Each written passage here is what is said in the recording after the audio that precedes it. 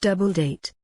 There will be 2 good reasons to get merry and misty-eyed in Scotland tomorrow, with both Burns Night and Chinese New Year bumping into each other on the social calendar.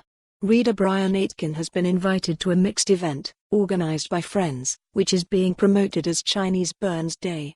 "I wasn't going to go," says Brian, "but they twisted my arm."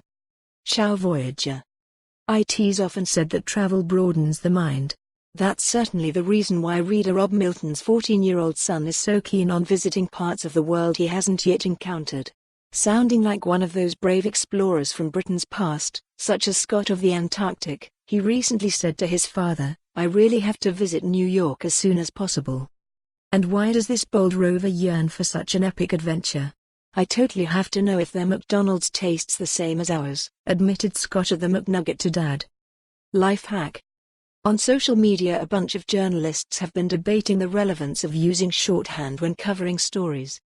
Jotting down a slew of scribbles that are as decipherable as Egyptian hieroglyphics was once the stock in trade of the professional newshound. One reason being that it prevented an interviewee glancing at a hack's notepad and screeching, "Oi, I never said that." But Scottish media consultant Paul Hughes has a more cunning strategy. "There's no need for shorthand secrecy," he says. "I prefer to use illegible scrawl or tiny writing for that purpose. Sometimes I put my elm across the page to hide my notes, occasionally looking up and shouting, 'Stop looking you.'" Mac Musical. We continue to receive ideas for Scottish movies, based on previously released films. Moira Campbell concedes that a certain musical starring Audrey Hepburn and Rex Harrison was an entertaining diversion. However, a new version, with a Caledonian setting, would undoubtedly be an improvement on the original. "It would be called Marlborough Lassie," says Moira.